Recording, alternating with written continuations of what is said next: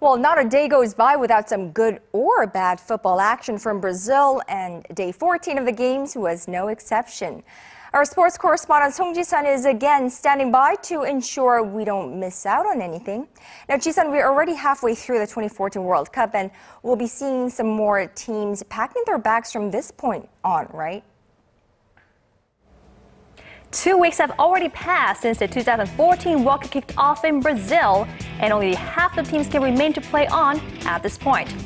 We often see football superstars struggle at the World Cup, either because their national team don't have the skills to back them up, or they just get stage fright. This year, though, we're seeing one footballer cement himself as a legend of the game. Now, who else could we be talking about but Lionel Messi? The pin-side striker scored a great goal after just 3 minutes against Nigeria to give Argentina an early 1-0 lead. But Nigeria's Ahmed Musa equalized just a minute after, cutting the Argentinian fan celebration short. Both strikers added another, but Argentina takes this one as Rojo sealed 3-2 victory with a goal in the second half. Scoring in all 3 group matches, Messi now shares the top scorer spot with Brazil's Neymar with 4 goals from 3 matches. Despite the loss, Nigeria advances to the next round as Iran lost 3-1 to Bosnia-Herzegovina. France drew 0-0 against Ecuador, quitting the next round with their European neighbor, Switzerland. Now only 4 spots remain in the last 16. These spots will be filled by the end of this evening in Brazil, kicking off with Group G at 1 p.m. local time. With Germany and the US leading the group with 4 points each, they can both move on to the next round by just drawing the match.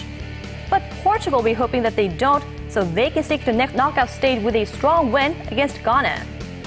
Korean football fans will once again gather on the streets to cheer on the squad for Korea's last group match at 5 a.m. on a Friday morning, Seoul time. With Belgium already in the final 16, the window is open for 3 countries in Group H. So what do Korea need to do?